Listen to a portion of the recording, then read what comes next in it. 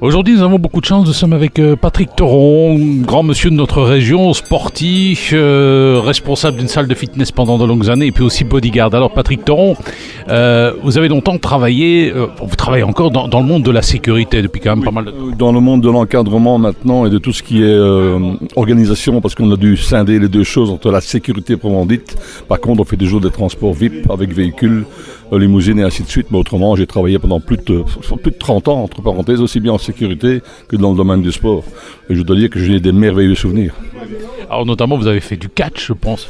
J'ai fait du catch dans ma jeunesse. J'ai commencé à l'âge de 17 ans. J'ai arrêté dans les alentours de 24 ans suite à un accident assez grave parce qu'on n'est pas tellement bien couvert par les assurances. Donc j'ai préféré, parce que je ne voulais pas qu'on dise que c'était du chiquet. Donc je voulais absolument qu'il y ait un toucher, qu'il y ait des coups qui se donnent. Et naturellement, on faisait du spectacle un peu plus poussé.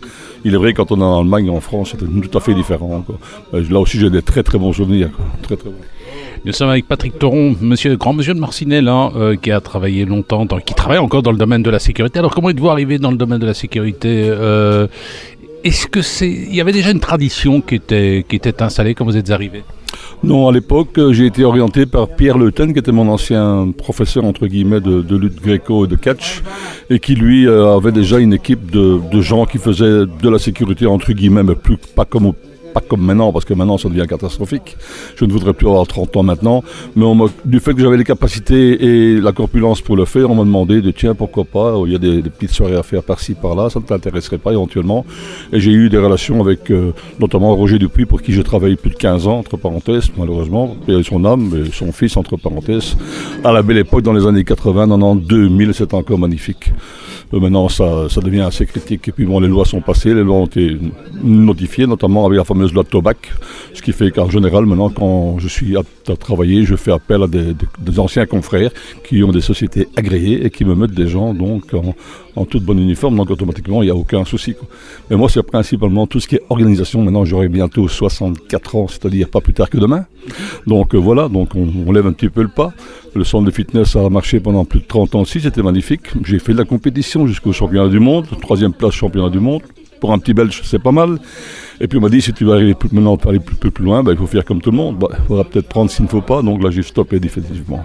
Nous sommes avec Patrick Thoron, grand monsieur qui officiait dans la sécurité. Alors évidemment, vous avez eu l'occasion de rencontrer du bon monde parce que vous avez maintenant une taverne qui est située ici à l'avenue Mascou. Vous avez rencontré des gens comme Julia Roberts, par exemple. Oui, ça remonte déjà à plus de 25 ans, entre guillemets. Ici, dernièrement, on a encore fait tout ce qui est salon de l'Eureka ou les groupes comme le groupe Machiavel, bien connu un petit peu partout.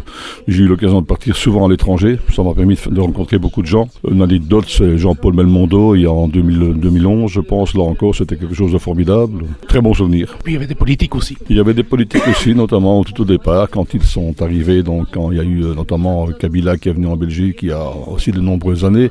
Là, on était encadré par les autorités compétentes, donc c'était tout à fait différent, quoi. C'est un autre monde, mais je servais beaucoup plus de chauffeur, bodyguard, entre guillemets, comme on le pouvait appeler, donc encore maintenant. Mais disons que maintenant, moi, je suis pensionné depuis le mois de mai, donc on a levé un petit peu le pas. Mais c'est vrai que je fais encore quelquefois des transports VIP avec un véhicule limousine, donc j'ai refait ma sélection médicale, comme ça je suis encore tranquille 5 ans, puis plus tard on verra, quoi. Nous sommes avec Patrick Thoron, monsieur qui officie dans le monde de la sécurité. Qu'est-ce qui fait un bon bodyguard, monsieur Thoron? Je crois qu'il faut déjà avoir beaucoup de psychologie, de convivialité. On n'est pas là pour frapper sur les gens, on est là pour déjà dissuader par notre prestance, entre guillemets. Parce qu'il est vrai que maintenant encore, il y a une nouvelle loi qui ont changé, on ne peut plus du tout intervenir. Autant dire pas du tout, on est là pour éventuellement dissuader.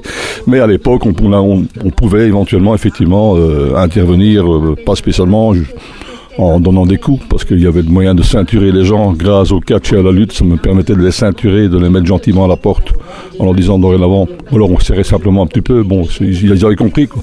Nous sommes avec Patrick Thoron, célèbre bodyguard de notre région. Avec lui, on jette un petit coup d'œil sur ce métier particulièrement dangereux. Évidemment, maintenant, monsieur Thoron, c'est un métier quand même relativement difficile, surtout avec les problèmes de drogue. Il est évident que maintenant, avec le fléau de tout ce qui est substance style drogue et compagnie, là, ils sont complètement fous, quoi. Alors les armes, maintenant, depuis qu'on a arrêté les armes, il y en a encore plus qu'avant. Moi, j'avais un port d'armes dans le temps, que j'ai remis à l'époque, parce que je m'en servais plus non plus. J'ai aussi travaillé pour le groupe 4 Securitas pendant des années. transport de fonds, sécurité pour les CCC. Tout ça remonte aux belles années de Charleroi. Nous étions avec Patrick Thoron, monsieur qui a travaillé pendant de longues années en tant que bodyguard dans la sécurité. On a l'impression comme ça, vous regrettez un peu la bonne époque. Qu'est-ce qui a changé? C'est plus difficile d'être un bodyguard maintenant? Je pense que c'est plus difficile. On a surtout les mains liées. Bon, on ne sait plus faire ce qu'on veut, quoi, hein, et on s'est réglementé, mais à un point tel que on se demande qu'est-ce qu'on fait encore là, parce que n'importe quel agent de sécurité ne peut même plus intervenir maintenant. Il ne peut pas. Autrement, on lui retire sa plaquette, sa sélection, et sa lotobac, et c'est terminé. Donc il se retrouve sans travail du jour au lendemain. Nous, à l'époque, c'était encore tout à fait différent, quoi. Il est vrai que j'aurais pu, moi, faire un écolage faire une école, entre parenthèses, on l'avait proposé en 1990. J'y ai pas trop cru. À ce moment-là, il y avait l'école du feu à Marchienne. J'étais fort copain donc avec le colonel de gendarmerie là, qui était là à l'époque comme président. Mais je ne pensais pas que ça aurait pris une ampleur pareille. Puis je vous dis, bon, les années passent, on a de moins en moins de gens qui veulent travailler, entre guillemets, dans ce domaine-là aussi, vu les dangers qu'il y a. Et le transport de fonds, c'est le même. À l'époque, on faisait le transport de fonds, mais c'était vraiment complètement débile, parce qu'à l'heure actuelle, c'est très, très dangereux. On avait encore le temps de discuter, dégainer. Maintenant, c'est fini, c'est terminé, on vous tue, et puis on prend.